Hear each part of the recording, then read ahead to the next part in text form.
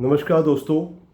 पिछले कुछ समय से हम जो मानसून के दौरान बीमारियां आती हैं उनको डिस्कस कर रहे थे, लेकिन पिछले कुछ समय से प्रैक्टिकली 3-4 हफ्तों से एक बीमारी जो उभर के बहुत ऊपर आ गई है वो पूरे दिल्ली एनसीआर में भी और उत्तरी भारत में बहुत नुकसान कर रही है। वो थी इन्फ्लुएंज़ा, जो कि दो किस्म का होता है, इन्फ्लुएंज़ा ए और बी। इनसे हमें बहुत ज़्यादा चिंता नहीं होती। ये बीमारी बहुत ही कम समय के लिए आती है।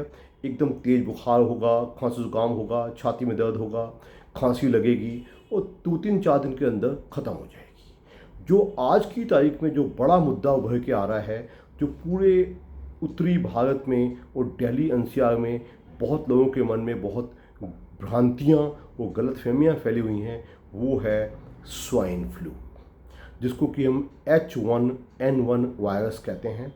ये काफ़ी नुकसान कर भी रहा है और इसके द्वारा जो एक्चुअल नुकसान है उसके अलावा जो लोगों के मन में डर सा आ गया है कि इससे ये हो जाएगा वो हो जाएगा, उससे पूरी एक पैनिकीनेस फैली हुई है। तो उसको दूर करने के लिए आज हम कोशिश करेंगे।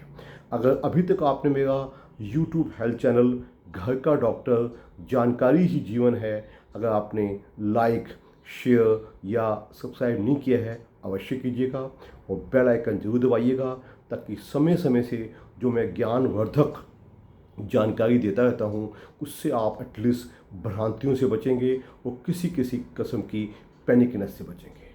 तो ये बताते हुए, जो ये स्वाइन फ्लू है या सिंपल फ्लू जिसको हम इन्फ्लुएंजा कहते हैं, ये कोई ख़तरनाक बीमारी नहीं है आम लोगों में।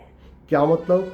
एक जवान लड़के को होती है, एक जवान लड़की को होता है जो कि एबल बॉडीड है, कोई दूसरी बीमारी उसको नहीं है। बड़ी आसानी से 2-3-4 दिन के अंदर बुखार टूट जाएगा। लोग कहेंगे डॉक्टर साहब कैसे पता करें ये फ्लू है या स्वाइन फ्लू है? अगर आपका बुखार पहले दूसरे दिन पे आगे चल रहा है और नीचे आने का नाम ही नहीं लेगा, उसके लिए आप सिर्फ खाली पहले तो बुखार के लिए अपने हाइड्रेशन का ख्याल रखिएगा, पानी बार बार पीजिएगा, छोटी छोटी मात्रा, प्लेन वाटर, ओआरएस का पानी, नारियल पानी, नींबू पानी।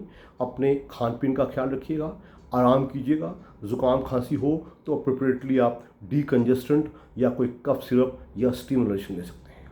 अगर आप देखते हैं सेकंड डे के बाद बुखार आपका उतरने का नाम ही नहीं ले रहा, 102, 3, 4 तक जा रहा है, तो ये शायद खतरे की घंटी है। दूसरा जो हम हमेशा बताना पसंद करते हैं, जो अंडर 5 के बच्चे हैं, 5 साल से कम के बच्चे हैं, वो ऐसे लोग जो बड़ी उम्र के हैं, बड़े बुजुर्ग हैं, 60, 70, 80 के हो गए हैं, वो ऐसे लोग जिनको कोई दूसरी बीमारी, जैसे कि कोई अनकंट्रोल्ड शुगर चल रहा है, कोई हार्ट फेलियर चल रहा है, कोई क्रोनिक किडनी डिसीज़ चल रही है, कोई COPD यानी क्रोनिक ऑब्स्ट्रक्टिव पल्मोनरी डिसीज़ जिसमें सांस बहुत फूलता रहा है, कोई ब्रोंकिया आस्थमा चल रहा है, कोई आप कैंसर सर्वाइवर हैं यानी कि कैंसर हो चुका उसके बाद आप ठीक हो चुके हैं, कोई आपका ऑर्गन ट्रांसप्लांट हुआ है, कोई आप HIV के पेशेंट हैं, कोई आप इम्यून बीमारी के पेशेंट हैं जिसके लिए कोई इम्यून सप्रेसेंट देने पड़ रहे हैं या कोई स्टेरॉयड खा रहे हैं। ये सब वो पेशेंट हैं जिनको कि हम रिस्क पेशेंट कहते हैं। उनके लिए आप सेकंड थर्ड डे पे अगर बुखार नहीं उतरा तो स्वाइन फ्लू का टेस्ट, जो कि एक थ्रोट, गले से एक स्वाब लिया जाता है, वो प्राइवेट सेक्टर में भी अवेलेबल है और गवर्नमेंट सेक्टर में अवेलेबल है।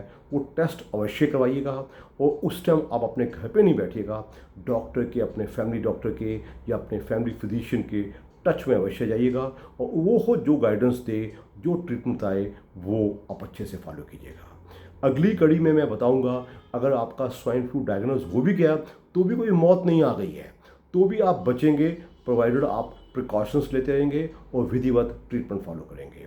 तो अगली कड़ी में बात करेंगे स्वाइन फ्लू के बारे में। तब तक के लिए नमस्कार।